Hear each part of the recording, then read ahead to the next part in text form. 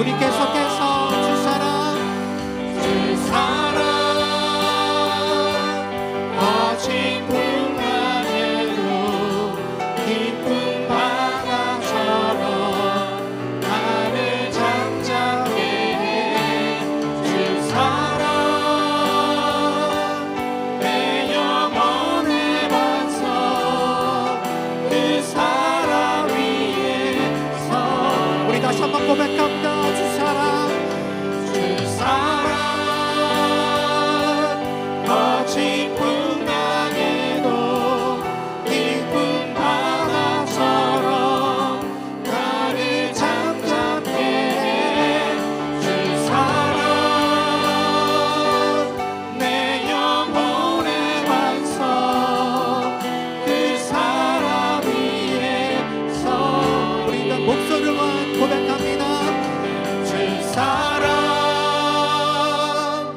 거친 풍랑에도 깊은 바다처럼 나를 잠잠게 해. 주 사랑 내 영혼의 반석 그 사랑 위에 서리. 이 시간 우리 함께 기도하겠습니다. 이 시간 드리는 예배가 은혜 충만하고 성령 충만한 예배가 될 수 있기를 기도합니다. 또 우리의 부끄러운 죄를 내놓고 고백할 때 사함받고 이루받는 은혜의 시간 되기를 사모하며 나아가기를 원합니다. 우리 함께 기도하겠습니다. 아버지 하나님, 이 자리 저희 불러주시고 은혜 자리를 함께 하시며 감사합니다. 이 시간 우리의 마음을 열어놓고 온전히 주님 찬양하기를 원합니다. 상대하여 주시고 은혜 충만한 시간으로 주께서 인도하여 주시옵소서.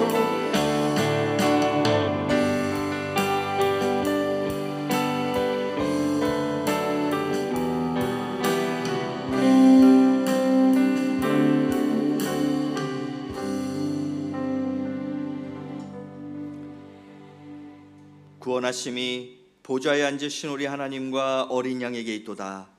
그러므로 성도들아, 우리가 예수의 피를 힘입어 성소에 들어갈 담력을 얻었나니 참마음과 온전한 믿음으로 하나님께 나아가자. 하나님은 영이시니 예배하는 자가 영과 진리로 예배할지니라. 아멘. 다 함께 일어나셔서 사도신경 하심으로 우리의 신앙을 고백하겠습니다. 나는 전능하신 아버지 하나님, 천지의 창조주를 믿습니다. 나는 그의 유일하신 아들 우리 주 예수 그리스도를 믿습니다. 그는 성령으로 잉태되어 동정녀 마리아에게서 나시고 본디오 빌라도에게 고난을 받아 십자가에 못 박혀 죽으시고 장사된 지 사흘 만에 죽은 자 가운데에서 다시 살아나셨으며 하늘에 오르시어 전능하신 아버지 하나님 우편에 앉아 계시다가 거기로부터 살아있는 자와 죽은 자를 심판하러 오십니다. 나는 성령을 믿으며 거룩한 공교회와 성도의 교제와 죄를 용서받는 것과 몸의 부활과 영생을 믿습니다. 아멘.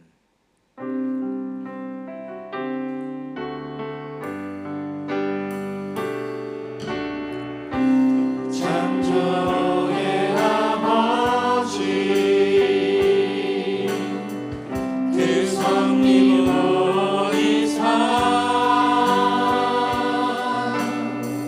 택하신 세대 일으키며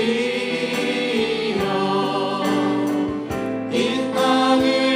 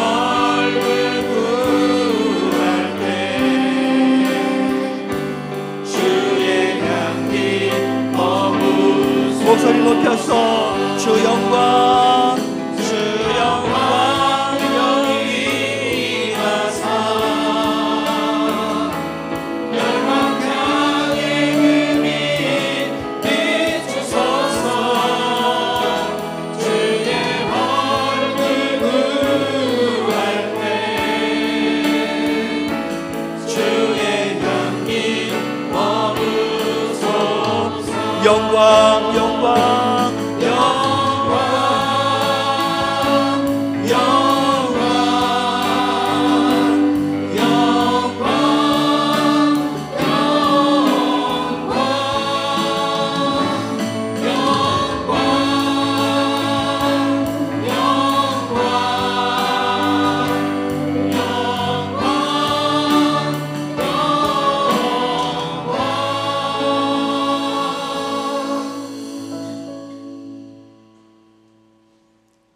기도드리겠습니다. 영광과 존귀와 찬양을 받으시기 합당하신 아버지 하나님, 지난 한 주간 주의 자녀들을 보호하여 주시고 거룩하고 복된 주의 날에 나와 예배로 영광 돌리게 하시니 감사합니다. 이 시간 주님의 은혜 앞에 모든 무거운 짐을 내려놓고 회복과 위로를 구하오니 예배를 통해 저희의 영혼이 새롭게 살아나는 은혜를 허락하여 주옵소서. 이 시간 먼저 주님 앞에 우리의 연약함을 고백합니다. 주의 자녀로 살기를 원하면서도 여전히 옛 사람의 습관을 버리지 못하고 십자가의 길보다 세상의 정욕을 쫓아 살았음을 주님이 아십니다. 주님, 회개의 마음으로 엎드리오니 자비와 긍휼을 베풀어 주시고 나를 부인하며 십자가를 질 수 있는 참된 믿음과 거룩의 삶을 감당할 능력을 더하여 주옵소서. 주의 자녀들과 다음 세대 예배를 주님께 올려드립니다. 방학을 맞이한 아이들이 어디에 있든지 이 시간 주님께서 직접 찾아가셔서 만나주시고 여유로운 시간 속에 조금도 믿음이 흔들리지 않도록 붙들어 주옵소서.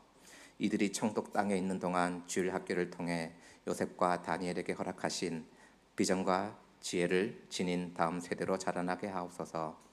주일 학교를 위해 헌신하는 박창희 목사님과 박사멜 목사님, 이윤선 간사님과 교사들을 축복하시고 친히 제자들의 발을 씻기신 주님을 본받아 맡겨주신 아이들을 기쁨과 기도로 섬기게 하옵소서. 주님 앞에 잘했다 칭찬받는 종으로 설 수 있도록 성령께서 인도하여 주옵소서. 9월에 예정인 중고등부 여름 수련회 가운데도 함께 하셔서 기도로 준비하게 하시고 참여하는 아이들의 마음과 환경을 열어주옵소서. 특별히 고3 수험생과 가족을 위해 기도합니다. 언제나 주의 뜻대로 선한 계획대로 인도하실 것을 믿으며 모든 과정과 결과 가운데 주님이 하셨음을 믿음으로 고백하게 하옵소서.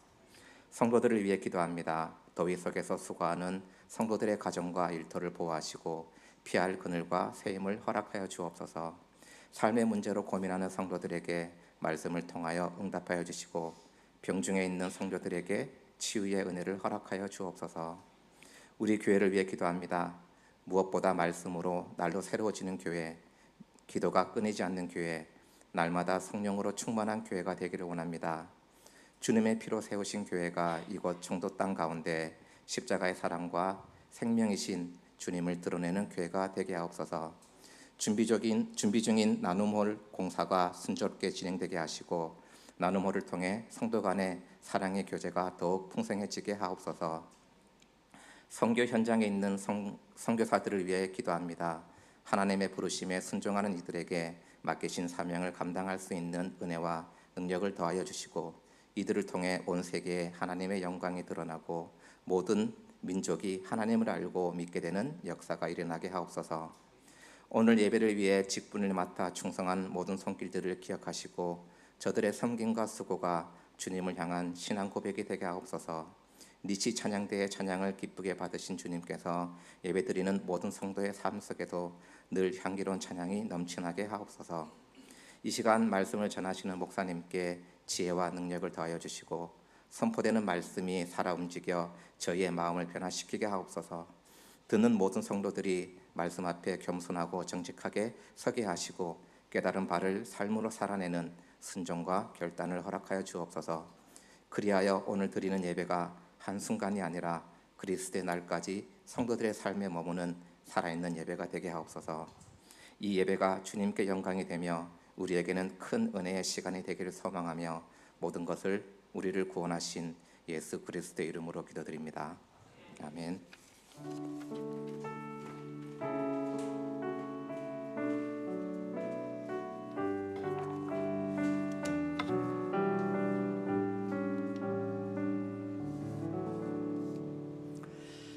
예, 오늘 예배 오신 우리 성도님들 주님의 이름으로 축복하고 환영합니다. 우리 한번 앞뒤 자리에 계신 분들 바라보시면서 다른 분들은 다 어디 갔는데 여기 계셔서 감사합니다. 우리 한번 이렇게 인사하실까요? 예, 오늘 이 자리에서 함께 예배드릴 수 있어서 감사합니다. 예. 아마 우리 중고등부가 오늘 2부 예배를 같이 드리게 되다 보니 우리 중고등부 선생님들은 2부 예배 참석하실 것 같은데요. 우리 또 서로를 좀 바라보시면서 즐겁게 찬양하며 축복하도록 하겠습니다.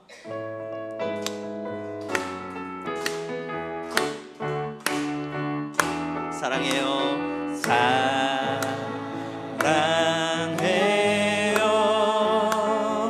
축복해요. 축복해요.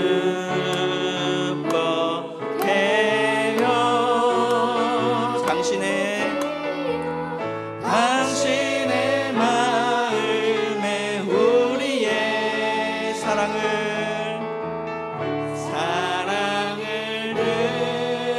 드려요. 사랑합니다. 축복합니다. 예, 우리 교회 소식 전해드리겠습니다. 주보를 참조해 주시기 바랍니다. 여름 방학 기간입니다. 7, 8월 동안 교육 훈련과 구역 모임은 쉬게 됩니다. 방학 동안에도 개인적인 말씀 묵상과 기도 생활을 통해서 주님과 깊은 교제의 시간 보내시며 또 영적으로 재충전하시면 좋겠습니다. 새벽 음원은 계속해서 제공이 되고요. 토요 아침 기도회도 임시 장소에서 진행이 됩니다. 토요일 아침 6시에 우리 나눔홀로 올라오셔서 그 나눔홀을 지나서 이 마주 보이는 그 옆 사무실로 오시면 되니까요. 우리 토요일 날 함께 만나 또 하나님 앞에 기도하는 그런 우리 성도님들 되시기를 바랍니다. 나눔홀 인테리어 공사가 곧 시작이 됩니다. 기도 제목이 주보에 있으니까요. 우리 매일마다 우리 인테리어 공사를 위해서 기도해 주시기를 부탁을 드립니다. 다음 주일인 7월 26일부터 8월 16일 주일까지 4주 동안 교회 식당이 쉽니다. 우리 성도님들 많이 아쉬우시겠지만 정말 여름에 더워요. 특히 우리 그 안에서 그 주방 안에서 봉사하실 때 보면 너무 덥습니다. 그래서 정말 고생하시면서 우리 식사 준비해 주시는데 우리 봉사부원들 좀 잘 쉬시고 돌아오셔서 또 하반기부터 더 맛있는 또 밥 준비해 주시도록 기도해 주시고 또 응원해 주시고 격려해 주시기를 바랍니다.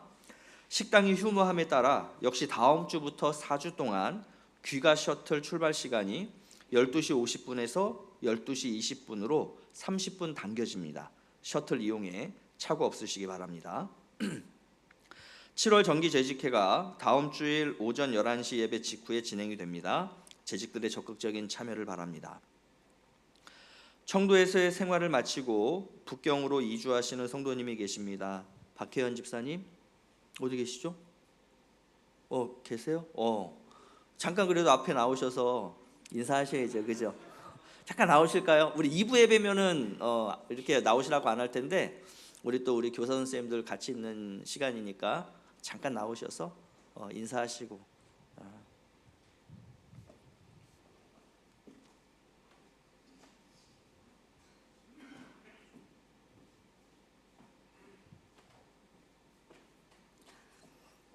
제가 지각을 해가지고 조금 전에 들어와가지고 너무 당황스러운데요. 청도 한인교회를 제가 지금 나이가 딱 50살이거든요. 근데 50년 중에 제일 짧은 시간을 이 교회에서 신앙생활을 했는데 정말 은혜가 너무 많았던 것 같아요. 그 짧은 시간 동안 너무 겪어야 할 일들도 많았고 대형 교회에서 쭉 신앙생활을 하면서 교회의 장점만 봐서 이런 한인교회에서 무엇을 얻을 수 있을까 별로 기대를 안 하는 마음도 솔직하게 있으면서 왔었는데 청도 한인교회 너무 좋은 것 같아요. 너무 좋은 프로그램도 많고 은혜 받을 수 있는 그런 많은 방법들이 많으니까 이곳에서 지내는 시간을 되게 행복하고 감사하게 생각하셨으면 좋겠고요. 또 교사분들 특별히 참 열악한 환경 속에서도 아이들 섬기는 마음 너무너무 감사하고 존경하고 그렇습니다. 그리고 제가 3년 동안 이곳에서 잘 지낼 수 있도록 여러모로 도와주신 성도님들께 너무너무 감사드립니다. 감사합니다.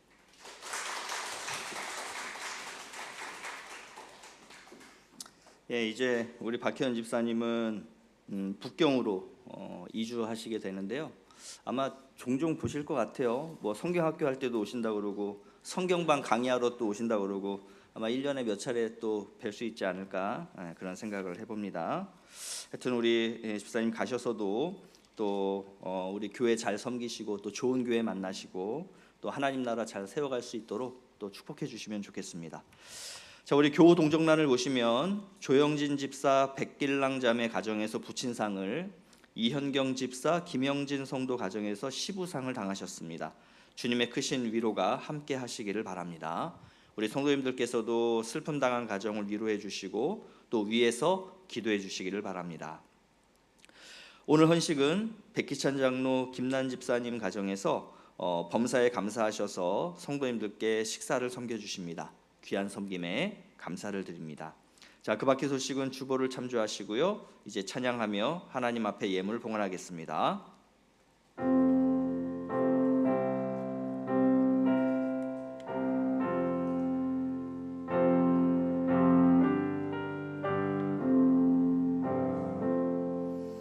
나의 생명 드리니 주여 받아주셔서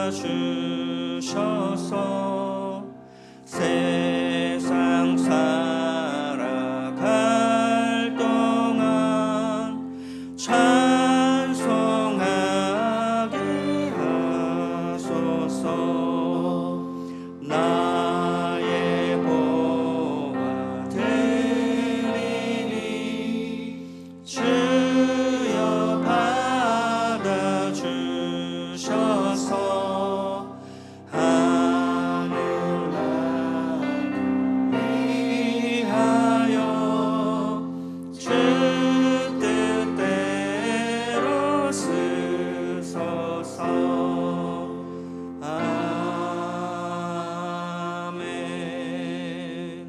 기도하겠습니다. 사랑과 은혜의 하나님, 지난 한 주 동안 우리와 함께 하시며 안전하게 지켜주시고 복되고 아름다운 이 주일에 하나님을 예배하는 예배자로 우리를 불러주셔서 감사합니다. 나의 나됨이 하나님의 전적인 은혜인 것과 우리의 모든 삶이 하나님께로부터 말미암았으며 하나님만이 우리의 생명과 안전과 행복을 보장해 주시는 참 주인 되심을 믿습니다. 이러한 감사와 믿음의 고백을 다양한 예물 속에 담아 하나님의 것을 하나님의 것으로 구별하여 우리 주님께 올려드립니다. 주의 성도들이 정성을 다해 바치는 이 예물을 기쁘게 받아 주시옵고 하나님의 뜻에 합당하게 사용되게 하여 주시옵소서. 예물을 드리는 손길들 위에 하늘의 귀하고 아름다운 것들로 채워주셔서 저들을 통하여 하나님의 사랑과 은혜가 세상 곳곳으로 흘러가게 하여 주시옵소서. 이곳 청도 땅에서 함께 신앙생활하다가 북경으로 이주하는 우리 박혜연 집사를 주께 올려드립니다. 한국에서도 북경에서도 주님 주신 믿음에 따라 하나님 나라의 선하고 거룩한 영향력을 나타내며 주님의 나라와 복음과 교회와 영혼을 위해 헌신하는 주의 신실한 성도 되게 하여 주시옵소서. 사랑하는 아버님을 먼저 떠나보내고 슬픔과 낙심 가운데 있을 우리 조영진 집사와 그 모든 유가족들을, 그리고 이현경 집사와 그 모든 유가족들을 우리 주님 앞에 의탁합니다. 위로하여 주시옵고 평안을 더하여 주시옵소서. 예수 그리스도를 믿는 자들은 모두 부활해서 다시 만날 것을 믿는 이 부활의 신앙으로 이 땅에서 남은 날 동안 서로 사랑하며 담대히 하나님 나라를 세우며 하나님의 뜻을 이루어가는 귀한 믿음의 가족들 되게 하여 주시옵소서. 이 시간 주님의 말씀을 엽니다. 이 설교 말씀 가운데 기름 부어 주사 이 말씀이 우리의 능력이 되게 하여 주시고 말씀에 순종할 때 맺게 하시는 귀한 결실을 맛보며 승리하는 삶을 살아가게 하여 주시옵소서. 이 모든 말씀 우리 구주 예수 그리스도의 이름으로 기도하옵나이다. 아멘.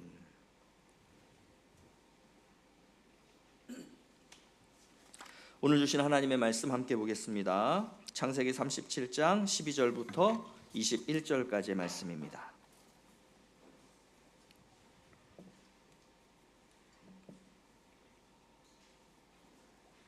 창세기 37장 12절부터 21절까지 말씀.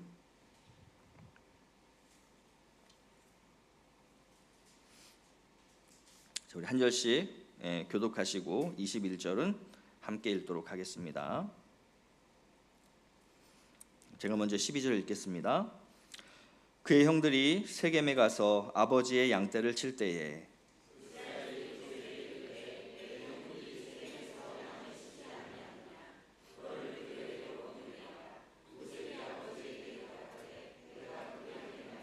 이스라엘이 그에게 이르되 가서 내 형들과 양떼가 다 잘 있는지를 보고 돌아와 내게 말하라 하고 그를 헤브론 골짜기에서 보내니 그가 세겜으로 가니라.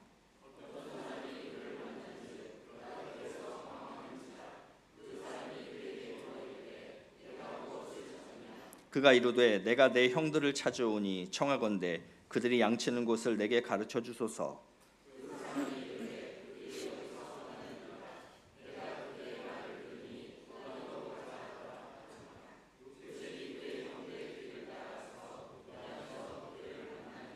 요셉이 그들에게 가까이 오기 전에 그들이 요셉을 멀리서 보고 죽이기를 꾀하여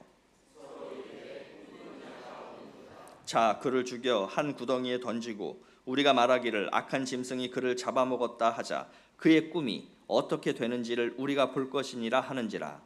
르우벤이 듣고 요셉을 그들의 손에서 구원하려 하여 이르되 우리가 그의 생명은 해치지 말자. 아멘. 우리가 인생을 살아가다 보면 유독 일이 잘 풀리지 않는 상황을 만나기도 하죠. 하나부터 10까지 일이 꼬여서 결국 가장 바라지 않던 어떤 상황을 맞닥뜨리게 되는 경우들 말이죠. 그럴 때 우리는 이런 후회를 하게 됩니다. 그때 내가 그 사람을 만나지 않았다면, 그때 내가 그 결정을 내리지 않았다면, 그때 내가 이랬더라면. 근데 사실 이런 후회는 백날 해봐야 우리에게 유익할 것이 하나도 없죠. 왜냐하면 똑같은 상황을 다시 만나더라도 우리는 똑같은 결정을 또다시 할 겁니다. 왜냐하면 우리의 가치관이 바뀌지 않을 때 똑같은 결정을 우리는 또 할 수밖에 없다는 것이죠. 그렇다면 우리는 그런 상황에서 후회를 할 것이 아니라 우리의 생각과 우리의 가치관을 바꾸는 계기로 삼을 수 있어야 합니다. 무엇보다 우리가 성도로서 바꿔야 할 부분은 하나님의 그 주권적인 섭리가 내 삶 가운데 역사하신다라고 하는 이 믿음이고요. 이 믿음을 가지고서 현재의 상황을 바라보고 해석할 수 있어야 하는 것이죠. 오늘 본문 역시 마찬가지입니다. 요셉은 자신이 원하지 않는 상황을 만나게 돼요. 형들에 의해서 구덩이에 빠져 죽을 위기에 처하게 된 것입니다. 자, 요셉은 그 구덩이 속에 빠져 있을 때 무슨 생각했을까요? 이러저러한 후회를 했을까요? 아니면 하나님의 섭리를 생각했을까요? 성경은 그 속에서 요셉이 어떤 생각을 했는지에 대해서 언급하지 않고 있습니다. 그렇다면 우리는 스스로가 한번 상상해 볼 수는 있겠죠. 내가 요셉의 상황이었다면 나는 어떻게 했을까라고 말이죠. 자, 요셉은 꿈의 사람이었습니다. 자신이 꿈을 꾸기도 했지만 다른 사람이 꾼 꿈을 탁월하게 해석할 수 있는 그런 사람이었죠. 자, 그렇다고 해서 요셉이 스스로 꿈을 꾸었던 사람은 아니었습니다. 꿈은 하나님께서 주시는 것이죠. 오늘날 이 뇌과학적 설명은 뇌가 스스로 방 청소를 하면서 보여주는 장면들이 그게 이제 꿈으로 나타나는 것이다. 이렇게 이제 이야기들을 하는데 이것도 정확한 것은 아닙니다. 결론적으로 모든 꿈이 그런 것은 아니지만 꿈은 하나님께서 주시는 것이다 라는 거예요. 요셉의 꿈이 그랬죠. 하나님은 요셉에게 꿈을 주셨어요. 자, 이것은 요셉의 꿈이지만 그보다 앞서서 하나님의 꿈이에요. 요셉은 이 꿈대로 삶을 살아가게 될 것이고 또 이 꿈을 이루는 삶을 살아가게 될 것입니다. 그러나 요셉을 통해 그 꿈을 이루시는 분은 하나님이시라는 거예요. 그래서 하나님의 꿈이다라고 표현할 수 있는 것이죠. 하나님께서 요셉에게 꾸게 하신 그 꿈의 내용은 형들로 상징되는 곡식단이 요셉에게 절하는 꿈, 그리고 부모와 형제들로 상징되는 해와 달과 별들이 요셉에게 절하는 꿈, 이런 내용이었죠. 그렇다면 과연 이 요셉이 꾼 꿈, 즉 하나님의 꿈은 무엇을 의미하는 것일까? 과연 하나님의 이 꿈은 요셉의 인생 가운데 어떻게 될까? 이런 부분들을 우리가 오늘 생각해 보면 좋겠습니다. 근데 사실 우리는 이에 대한 답을 이미 알고 있죠. 그렇다 보니까 하나님의 꿈이 어떻게 될까라고 하는 이 답을 찾아가는 데 있어서 긴장감이 떨어질 수밖에 없을 거예요. 그래서 한번 이렇게 질문을 한번 바꿔보겠습니다. 하나님은 여러분에게 어떤 꿈을 꾸게 하셨습니까? 그리고 하나님께서 여러분에게 꾸게 하신 그 꿈은 과연 어떻게 될까요? 자, 오늘 말씀 앞에서 우리는 두 가지 질문을 갖게 됐죠. 내가 요셉의 상황이었다면 나는 어떻게 했을까? 라고 하는 이 첫 번째 질문. 자, 두 번째 질문은 하나님이 나에게 꾸게 하신 꿈은 무엇이며 과연 그 하나님의 꿈은 어떻게 될까라고 하는 이 두 가지의 질문. 자, 형들이 이제 세겜에 가서 아버지의 양을 칠 때였어요. 세겜은 야곱 가족들에게 안 좋은 경험의 장소죠. 10년을 살았지만 이 야곱의 아들들이 세겜성 사람들을 다 도륙하고 약탈한 후에 도망치듯이 떠났던 곳이 바로 이 세겜이에요. 근데 형들이 다시 세겜으로 양을 치러 갔던 거죠. 그럼 이 아버지 야곱의 입장에서 어땠겠어요? 불안했겠죠. 이게 불과 이 세겜 사건 이후에 몇 년 안 지났던 때입니다. 그래서 자신의 신실한 관리자이자 감시자라고 할 수 있는 요셉을 세겜으로 보내는 거예요.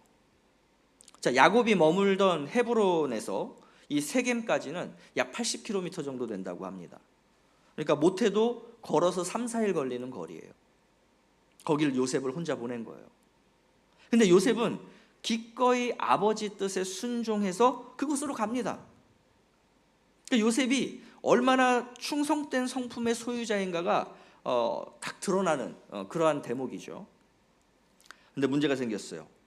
이 세겜에 도착을 해서 이곳저곳을 찾는데 형들이 보이지 않는 거예요. 자, 요셉이 형들을 찾아서 이곳저곳을 방황하고 있던 그때에 어떤 사람이 다가옵니다. 그리고 요셉에게 묻는 거예요. 너 무엇을 그렇게 찾고 있니? 예, 저 형들을 찾고 있는데요. 혹시 이렇게 생긴 사람들이 양치는 곳을 알고 있다면 좀 저에게 가르쳐 주시겠습니까? 그 사람들 내가 본 것 같아. 그들이 여기 없을 거야. 아마 도단으로 간다라고 이야기하는 걸 내가 들었어. 굉장히 큰 낭패를 볼 뻔했는데 이 사람을 만나서 형들이 지금 도단에 있구나라는 것을 알게 되었고 요셉은 도단으로 가서 비로소 형들을 만나게 됩니다. 자, 요셉은 어렵게 형들을 만나게 된 것이 굉장히 기뻤을지 모르겠지만 이 형들은 요셉에 대해서 너무나 안 좋은 감정을 가지고 있었죠. 그 요셉의 꿈 이야기가 그 형들의 안 좋은 감정에 기름을 부은, 그러고 나서 얼마 지나지 않은 시간이었어요. 아니나 다를까 형들은 그 100km 정도 되는 거리를 힘들게 찾아온 동생을 반겨주기보다는 저 동생을 어떻게 죽일까 계략을 꾸밉니다. 자, 이때 형들이 했던 말을 다시 한번 볼 텐데, 자, 19절 20절 말씀이에요. 서로 이르되 꿈꾸는 자가 오는도다. 자, 그를 죽여 한 구덩이에 던지고 우리가 말하기를 악한 짐승이 그를 잡아먹었다 하자. 그의 꿈이 어떻게 되는지를 우리가 볼 것이니라 하는지라. 그의 꿈이 어떻게 되는지를 우리가 보겠다. 자, 죽일 거예요. 그러면 그 아이가 요셉이 꾼 꿈이 어떻게 되겠어요? 이루어지지 않겠죠? 그런 의미예요. 자, 하나님의 언약 안에 있는 사람들이에요. 하나님을 믿고 따르는 사람들이에요. 그런데 이런 말을 하고 이런 생각을 해요. 참 우리가 납득하기 어렵죠. 그런데 오늘날 우리에게도 이러한 요셉의 형들과 같은 생각들 그리고 말들이 있다는 겁니다. 소위 나보다 잘 나가는 사람, 나보다 많은 것을 가진 사람, 나보다 뛰어난 사람들을 바라볼 때 하나님의 섭리라고 하는 차원에서 그것을 바라보지 못하고 개인의 감정이나 아니면 어떤 인간적인 관계 차원에서 어떤 사람을 바라보는 거죠.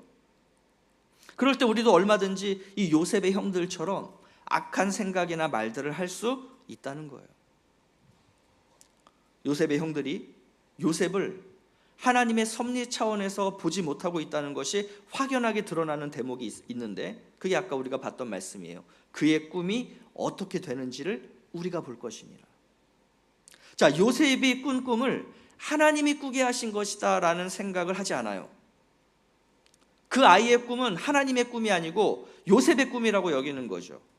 그러니 그 꿈을 방해하고 싶다라는 마음을 갖는 거예요. 왜요? 쟤는 미운 애니까, 내 마음에 들지 않는 애니까, 내가 꺾어버려야 할 애니까. 그럼 만약에 형들이 처음부터 그 꿈을 하나님이 주신 꿈, 하나님의 꿈이라고 여겼다면 그 꿈을 방해하는 자들이 되었을까요? 아니면 그 꿈을 이루도록 돕는 자들이 되었을까요? 하나님은 지금도 내가 아닌 다른 누군가에게 하나님의 꿈을 주시고 그 꿈을 이뤄가고 계시다는 거예요.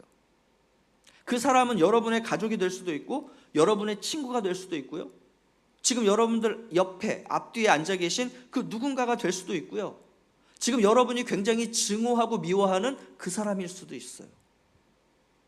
그 사람이 내 생각, 내 뜻, 내 감정과 맞지 않는다라고 해서 그 사람을 내가 인정하지 않는다면 우리도 이 요셉의 형들처럼 하나님의 꿈을 방해하는 사람으로 서 있을 수 있다라고 하는 것입니다. 그러니까 이러한 잘못을 범하지 않기 위해서 우리에게 필요한 것이 뭐냐면 바로 하나님의 섭리를 늘 생각하는 삶을 사는 거예요. 하나님의 섭리는 나에게도 작용하지만 내 가족, 내 주변의 형제자매들, 그리고 내가 미워하는 그 사람에게도 작용하고 있다는 거죠. 이거를 인정하는 것이 믿음이에요. 요셉을 죽여서 구덩이에 던지고 악한 짐승이 그를 잡아먹은 것으로 꾸미자라고 하는 것은요, 여러분 이거는 뭐 신앙의 차원을 떠나서 그냥 우리가 일반적인 윤리 도덕적 차원에서 볼 때도 너무나 악한 거죠. 그래서 그 중에 한 사람인 형 르우벤, 장남 르우벤이 나서요, 야, 우리가 동생을 죽이지 말고 그냥 구덩이에 빠뜨리는 정도로 해서 그냥 본때를 보여주는 정도로 하면 어떨까, 이런 제안을 하는 거죠. 르우벤은 장남이었어요. 아버지가 없을 때에는 장남이 아버지의 역할을 해야 합니다. 르우벤도 이런 차원에서, 물론 본인도 요셉이 미웠겠지만 장남이니까 자기 자리를 빼앗으려고 하는 그런 동생이었을 거잖아요. 미웠음에도 불구하고 본인이 장남이니까 어떻게 이 동생을 죽일 수 있느냐, 그냥 구덩이에 빠뜨려서 겁을 주는 정도로 우리가 그렇게 보복을 하자라며 나름 그냥 동생들을 설득하려고 했던 것 같아요. 그래서 동생들이 그런 르우벤의 의견에 어느 정도 따라요. 그래서 요셉이 도착하자 그 꼴보기 싫은 채색 옷을 벗겨버리고 요셉을 일단 구덩이에 던져 넣습니다. 그러니까 죽이는 것을 잠시 보류했던 거예요. 자, 이 장면에서 성경은 이런 설명을 해주는데요. 자, 우리 24절 말씀 같이 보겠습니다. 시작. 그를 잡아 구덩이에 던지니 그 구덩이는 빈 것이라 그 속에 물이 없었더라. 여기서 이 구덩이란 우물과 같은 것을 의미합니다. 우물, 깊이 판 우물. 자, 보통 우물이라면 뭐가 있어야 되죠? 물이 있어야 돼요. 자, 만약에 물이 있는데 그곳에 요셉을 던졌다면 요셉이 어떻게 됐겠어요? 익사해서 죽었겠죠, 그죠? 근데 그 우물은 물이 없는 빈 구덩이였다라는 거죠. 자, 성경이 왜 이 표현을 굳이 기록하고 있을까? 그러니까 이 일이 지금 하나님의 섭리 가운데서 벌어지고 있는 일이다라는 것을 의도적으로 지금 힌트를 주는 거예요. 자, 요셉이 비록 물이 없어서 지금은 살긴 했지만 만약에 형들이 요셉을 꺼내주지 않고 그대로 가버린다면 어떻게 되겠어요? 오히려 물이 없기 때문에 이제는 목이 말라 죽게 되는 그러한 상황인 거죠. 그러니까 이렇게 놓고 보니 요셉 입장에서 이 구덩이라고 하는 것은 아무리 긍정적으로 보려고 해도 죽을 가능성이 굉장히 큰 상황을 의미하는 겁니다. 물이 있어도 죽고 물이 없어도 죽을 수 있는 그런 곳이 바로 이 요셉이 처해 있는 구덩이에요. 여러분, 이 구덩이에 무슨 하나님의 섭리라고 하는 것이 작용하고 있겠어요? 그 구덩이에 빠진 요셉의 인생에 과연 하나님의 꿈은 이루어질 수 있을까요? 형들은 요셉이 진짜 미웠나 봐요. 그 동생을 구덩이에 그렇게 빠뜨려 놓고는 자기들끼리 앉아서 밥을 먹습니다. 밥이 넘어가는 거죠. 자, 그때 애굽으로 물건을 팔기 위해서 이동하는 이스마엘 상인들을 만나게 돼요. 자, 이것을 본 넷째 유다가 형제들에게 제안을 합니다. 야, 우리가 동생을 죽이고 그것을 감춘들 그게 우리에게 무슨 유익함이 있어? 차라리 저 상인들에게 동생을 팔면 죽이지 않아도 되고 그리고 돈도 생기잖아. 그러니 요셉은 우리의 동생이고 혈육이니 이렇게 하면 어때? 자, 이러한 유다의 말에 형제들이 전부 다 동의를 하는 거예요. 그래서 이제 요셉을 끄집어내서 은 20을 받고 상인들에게 요셉을 팝니다. 자, 어디를 갔다 왔는지 모르지만 르우벤은 마침 또 그 자리에 없었어요. 갔다 돌아와 보니 요셉은 구덩이에 없었고 르우벤은 이로 인해서 굉장히 상심하게 됩니다. 사실 이게 되게 흥미로운 장면인데요. 이제 장남은 르우벤이지만 형제들은 지금 누구의 말을 따르고 있냐면 유다의 말을 따르고 있어요. 그러니까 아마도 이 12명의 형제들 중에 최고의 리더십을 가진 사람은 유다가 아니었을까. 그래서 나중에 이제 창세기 마지막쯤 가면 야곱이 그 아들들을 이제 축복하면서 유언을 남길 때 이 유다가 결국은 어찌 보면 장남의 역할을 하게 되는, 어쨌든 이 르우벤은 장남이지만 지금 상황에서 큰 형으로서의 권위를 이미 동생들에게 잃어버렸던 그러한 상황이었던 것 같아요. 자, 형제들은 순념소 한 마리를 죽이고 그 피를 요셉의 채색옷에 묻힙니다. 그리고 아버지 야곱에게 그것을 갖다 줍니다. 그리고는 이 옷이 요셉의 옷인지 아닌지 확인해 보라고 합니다. 야곱은 이것이 요셉의 옷이 맞다며 요셉이 악한 짐승에게 잡아먹힌 것으로 알고 슬퍼해요. 그리고 상인들은 요셉을 애굽 바로의 친위대장인 보디발에게 팝니다. 아버지의 사랑을 한 몸에 받았던 존귀한 요셉이 일순간에 노예로 전락해버리고 만 것이죠. 자, 그럼 이제 여러분이 요셉이라고 생각해 보시고 구덩이 속에서 또 노예로 팔린 상황에서 여러분은 어떤 생각하시겠습니까? 이러저러한 후회를 하지 않을까요? 이런 식으로 말이죠. 야, 아버지 야곱이 우리 아버지가 시키는 대로 내가 순종하지 않았다면, 그 무리한 부탁을 내가 들어주지 않았다면, 이런 후회하면 무슨 교훈만 남아요? 야, 내가 이제 앞으로는 무리한 요구를 누군가가 하면 이제는 내가 철저하게 거절을 하자.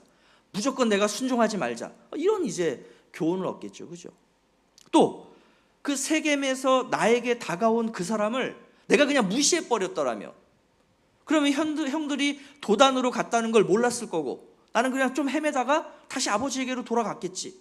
야, 내가 이제 앞으로 잘 모르는 사람이 나에게 접근하면 내가 이제 그 사람들은 내가 경계하자. 이런 교훈 정도로 얻겠죠, 그죠?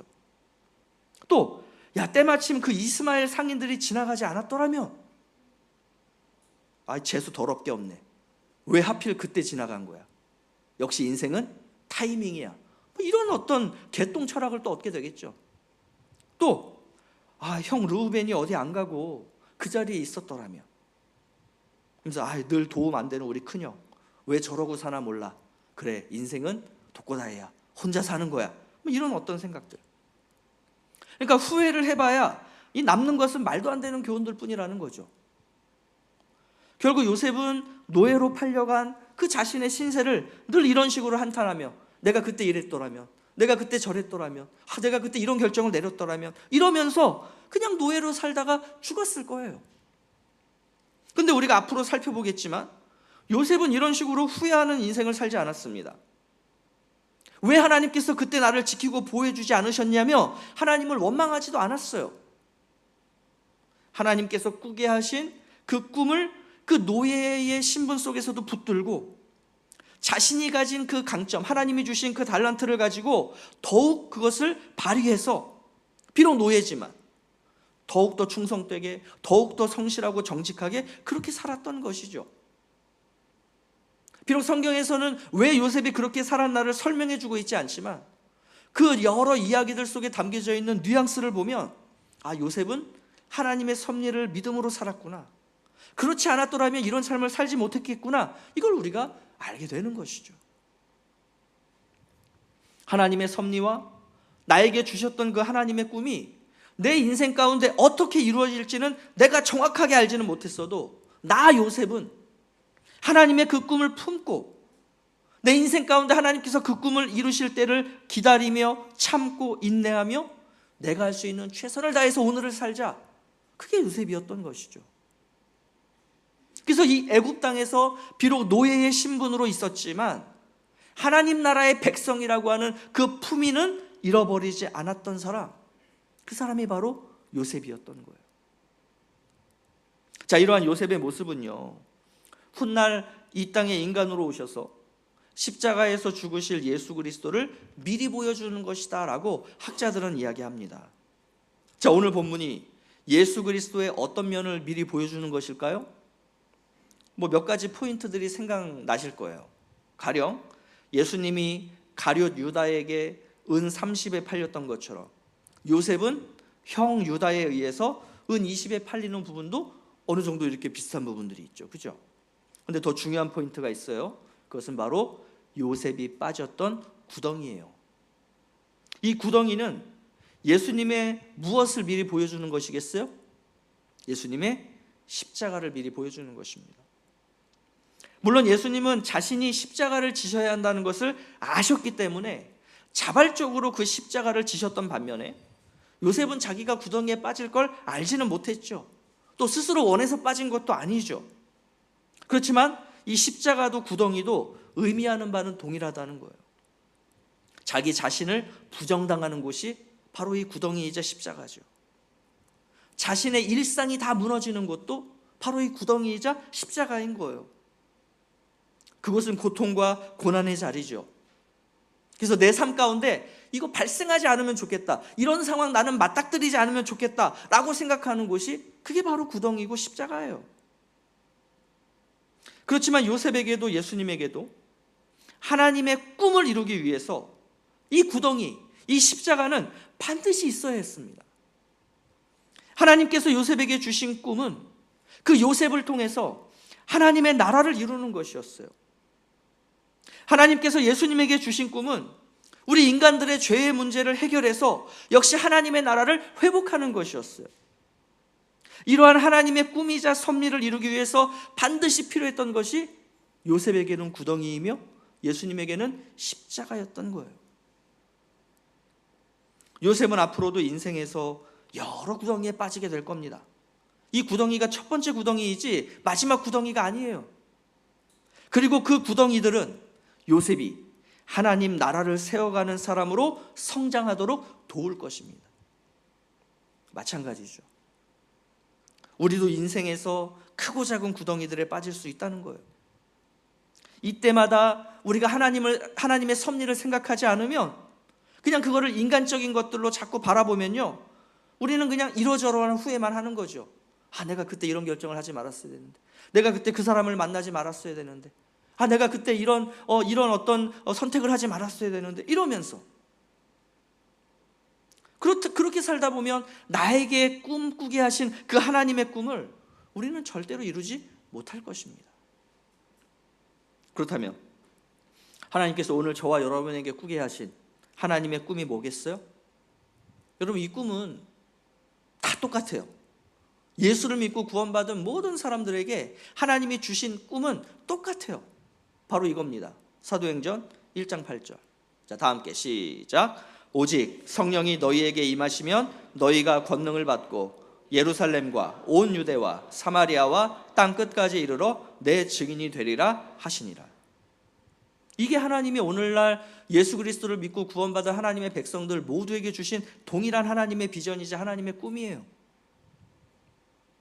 여러분, 요셉에게 주신 하나님의 꿈이 애굽의 총리가 되는 것이었습니까? 그렇게 생각하면은 이거는 성경을 완전히 잘못 해석하는 거예요. 하나님께서 요셉에게 주신 꿈은 애굽의 총리가 되는 게 아니에요. 하나님의 꿈을 이루는 도구와 수단으로 요셉은 애굽의 총리의 일을 한 것이죠. 그러면 요셉이 애굽의 총리로서 어떤 하나님의 꿈을 이뤘다고요? 하나님의 나라를 세우는 일. 이 요셉의 가족들이 다 애굽으로 와서 그 70명의 가족이 앞으로 수백만 명의 이 이스라엘 민족을 이루는 그 하나님 나라를 이루는 일에 이 요셉이 애굽의 총리로서 쓰임을 받은 거예요. 그 일을 위해서 애굽의 총리의 일을 한 거예요. 마찬가지죠. 하나님이 우리에게 꾸게 하신 하나님의 꿈은 뭐냐면 복음을 전해서 하나님 나라를 세우라는 거예요. 이 꿈을 이루기 위한 도구와 수단으로서 어떤 분은 지금 사업하고 계신 거예요. 어떤 분은 지금 음악하고 계신 거예요. 어떤 분은 지금 정치하고 계신 거예요. 어떤 분은 지금 선교사와 목사로 일을 하는 거예요. 나는 정치가가 꿈입니다. 나는 선교사가 꿈입니다. 나는 음악가가 꿈입니다. 여러분, 이거는 꿈이 아니에요. 그럼 정치가가 되면 꿈은 이루어진 겁니까? 아니죠. 그래서 우리 성경이 말씀하시는 하나님의 꿈, 하나님의 비전은 뭐냐면 나는 어떤 일을 통해서 하나님의 꿈을 이룰 것인가? 나는 어떤 일을 통해서 복음 전하는 일을 할 것인가? 나는 어떤 일을 통해서 하나님의 나라를 세워갈 것인가? 이게 우리가 꿈꿔야 되는, 우리가 가져야 되는 비전이자 꿈이라는 거예요. 이 비전을 바로 세워서 하나님의 꿈을 이루어가시는 우리 성도님들이 되시기를 간절히 원합니다. 자, 이제 말씀을 마무리할게요. 여러분, 우리는 때때로 누군가를 구덩이에 빠뜨리기도 하고요, 또 내가 누군가에 의해서 구덩이에 빠지기도 해요. 자, 그럴 때 우리는 인간적인 기준으로 후회하거나 원망할 것이 아니라 이 모든 것이 하나님의 섭리 가운데 있음을 생각하면서 내 삶을 통해, 또는 내가 만나는 그 누군가의 삶을 통해 하나님의 꿈은 반드시 이루어질 것이다 라는 것을 우리는 믿으며 소망해야 하는 것이죠. 구덩이는 분명히 우리에게 너무나 힘들고 고통스러운 곳이겠지만 그 구덩이를 통해 우리는 한 단계 더 성장하고 성숙해질 것이고요, 하나님의 꿈은 그런 우리를 통해서 반드시 이루어지게 될 것임을 믿습니다. 아무쪼록 그 어떤 구덩이 속에서도 나에게 주신 그 하나님의 꿈을 생각하며 그 구덩이 속에서도 나와 함께 하시는 그 주님 바라보며 승리하는 삶을 살아가시는 우리 성도님들 되시기를 예수 그리스도의 이름으로 축복합니다. 오늘 주신 말씀 여러분도 한번 생각해 보시고 적용해 보시고 또 정리해 보시고 과연 하나님께서 왜 나에게 이런 구덩이 가운데 빠지게 하셨는가? 왜 내 인생은 이렇게 잘 안 풀리나? 이것은 내 삶에 어떤 의미인가? 후회하거나 개똥 철학 같은 거 세우지 마시고 하나님의 섭리가 있겠구나. 비록 그 섭리는 내가 알 수 없지만 이 일을 통해서 내가 성장할 것이고 이 일을 통해서 나는 하나님의 꿈을 이루는 사람으로 변화될 것이다 라고 하는 이 믿음으로 다시 한번 서는 오늘 이 시간이 될 수 있기를 원하고요, 우리가 함께 찬양하며 그러한 마음으로 고백하도록 하겠습니다.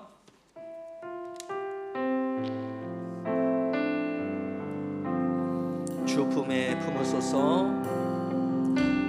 주 품에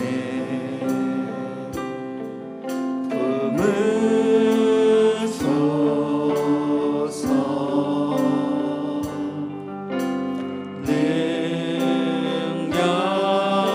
능력에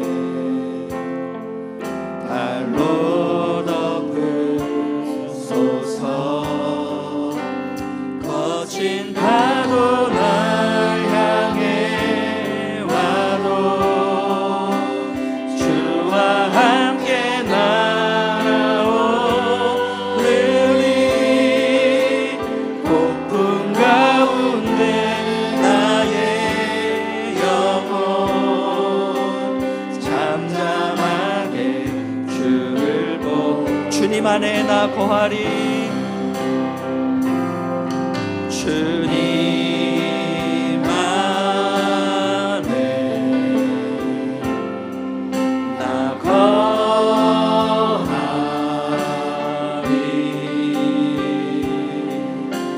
주는요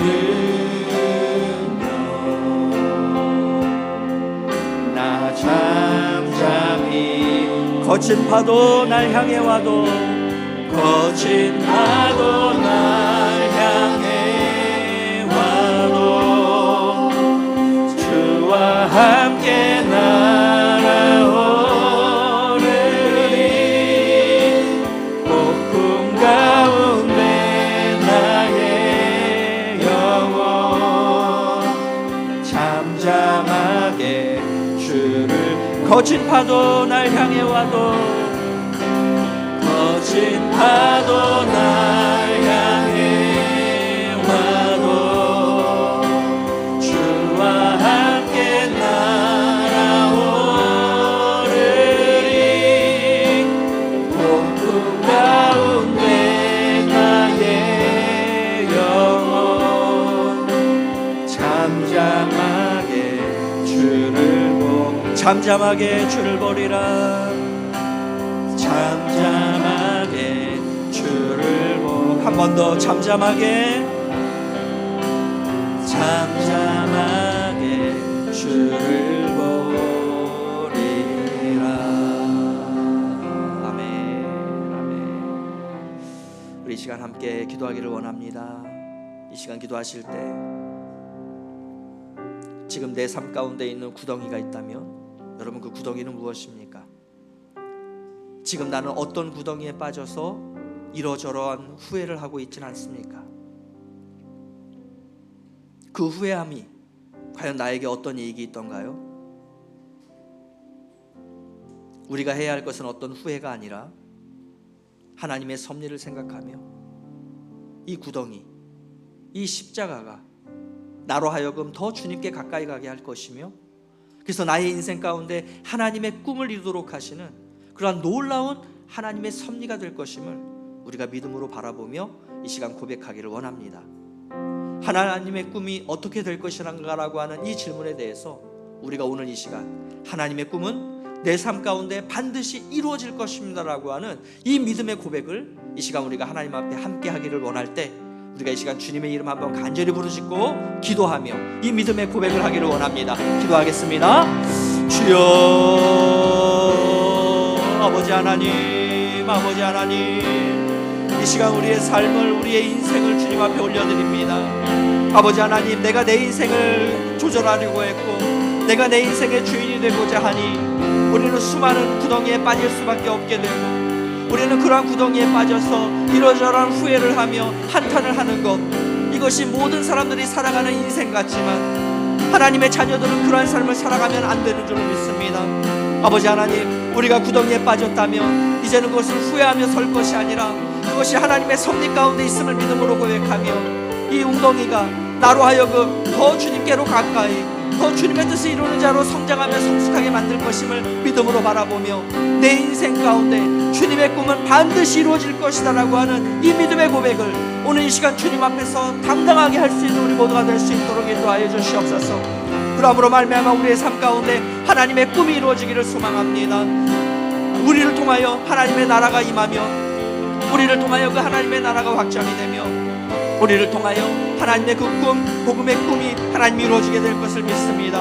우리에게 맡기신 그 일을 통하여 그 하나님의 꿈을 이루어가는 주의 거룩한 백성들이 될 수 있도록 오늘 이 시간 우리 가운데 함께 하시며 오늘부터 시작되는 모든 삶 가운데 우리 주님 동행하여 주시옵소서. 주님 바라보며 승리하는 삶으로 나아가는 우리 모두가 될 수 있도록 아버지 하나님 함께 하여 주시옵소서.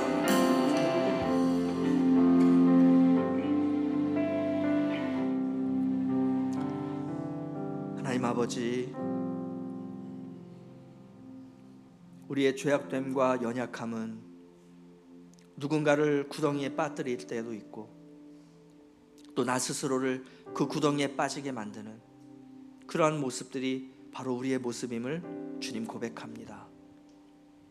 비록 우리의 실수와 우리의 잘못과 우리의 죄악으로 그 구덩이에 빠지게 되지만 그 구덩이는 하나님의 섭리 가운데 있는 것이며 하나님은 그 구덩이를 통하여 우리를 더욱더 온전한 자들 하나님께로 더 가까이 나아가는 자들 우리를 성숙하게 만들고 성장하게 만드는 그러한 하나님의 섭리 가운데 있는 은혜의 방편임을 믿음으로 고백합니다. 비록 그 구덩이 속에 빠져있는 이 시간이 우리에게는 너무나 힘들고 고통스러울 수 있겠지만 후회하며 한탄하는 것이 아니라 하나님의 섭리를 믿음으로 고백하며 이 일을 통해서 하나님께서 나를 어떻게 이끌어 가실 것인가 내 인생 가운데 하나님의 꿈이 어떻게 이루어지게 될 것인가를 우리가 믿음으로 바라보며 기도하며 주님 바라보며 승리하는 삶으로 나아갈 수 있도록 인도하여 주시옵소서. 그래서 우리가 스스로 던지는 그 질문 또는 누군가가 나에게 던지는 그 질문 때로는 하나님께서, 때로는 마귀가 우리에게 던지는 그 질문, 과연 네 인생을 통해 하나님의 꿈이 이루어지겠니? 라고 하는 이 질문에 대해서 이제는 우리가 당당하게 믿음으로 그렇다라고 고백할 수 있는 그런 우리 모두가 될 수 있도록 인도하여 주시옵소서. 오늘부터 시작되는 우리의 인생 가운데 그러한 하나님의 꿈이 이루어질 것임을 믿습니다. 우리의 삶을 온전히 주님께 내어드리는 그러한 우리 모두가 될 수 있도록 하나님 함께하여 주시옵소서.